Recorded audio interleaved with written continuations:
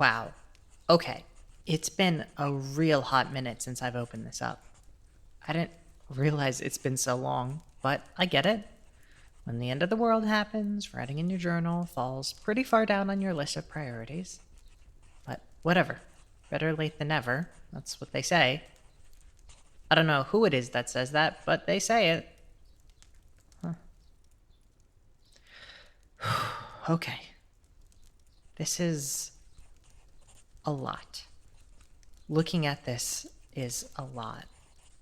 I didn't know what I was going to see when I opened this up, but reading all this back, it is a real punch to the gut. I knew I was putting off opening this thing for a reason, but holy hell, this is just a massive kick to the teeth. Last thing I wrote about was spring break 3 whole freaking years ago. That's like a whole ass lifetime in the apocalypse. And I'm writing about being glad to leave New York, go get hammered with my boys. That's it. That was so important in my life that I had to document it here in this book. I wrote about that I wanted to drink and what I wanted to do. Lots of mentions of wanting to try a blue motorcycle, which I think is like a Long Island iced tea, but better. I don't know. I never got the chance. There are other things in here too. Things that are just as silly, but hurt to read. Names of people who are gone. Some of them I watched die. Others walked off to find their way, and we just never saw them again. It is so weird to look back at the normie stuff you used to worry about and think, wow, if only I knew that the world was going to end. If only I knew what was going to happen. Not like it would have made a lick of a difference, but who knows? Hindsight and all that. I didn't write about watching Tex get ripped in half by that tunneler, or Amy trip down that patch of dirt and hit her head. Dude, we laughed so freaking hard when she fell. It wasn't even that funny, but I think we were just so wound up so tightly. Someone slipping was peak comedy of the century. We stopped laughing when she didn't get back up after that. I remember purposely not writing about finally getting home. Freaking finally getting home. And everyone was gone. Not dead, I hope. Just gone.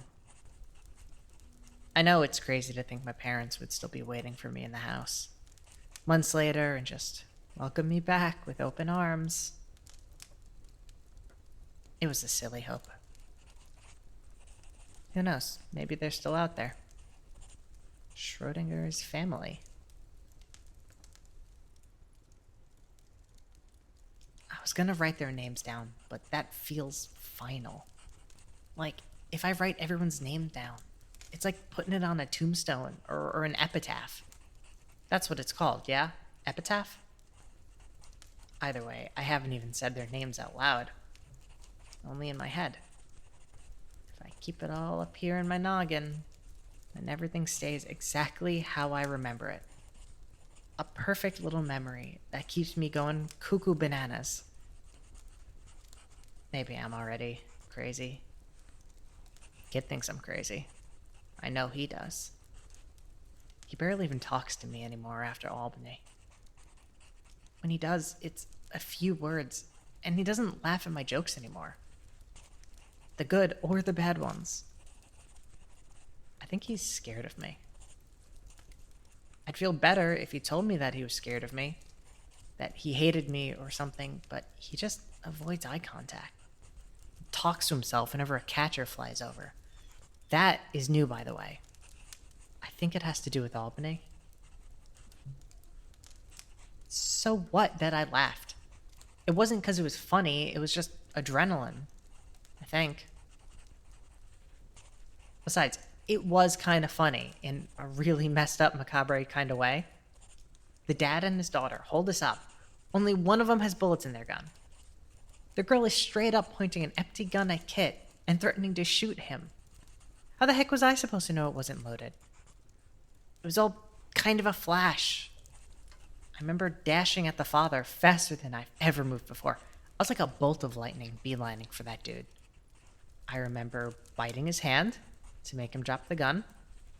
And I remember the sting in my hands when I shot him the first time.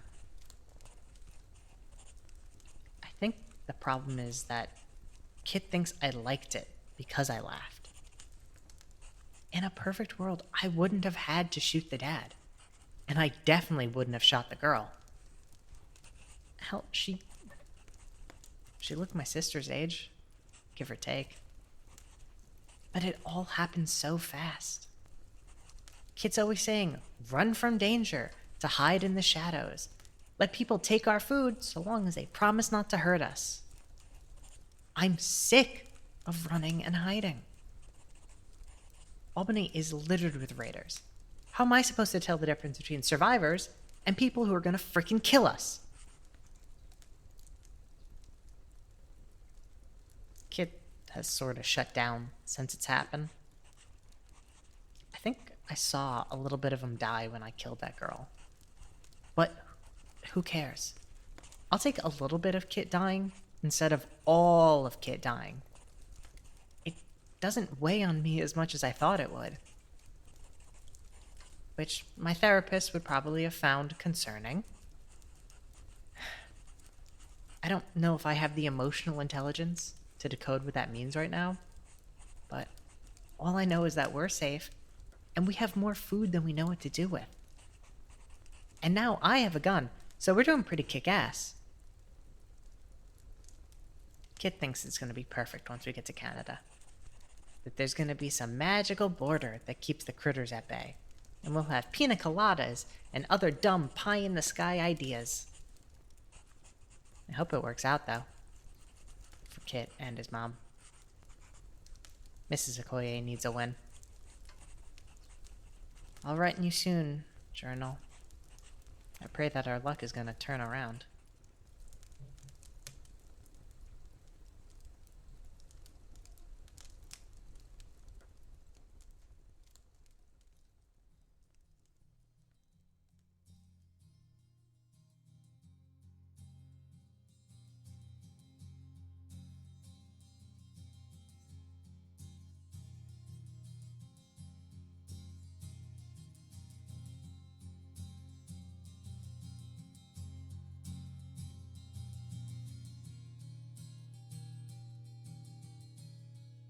Retrograde is a post-apocalyptic comedy drama written by Joey Gutierrez. Follow us for all things Retrograde at weareretrograde.com or on Twitter at RetroGangPod.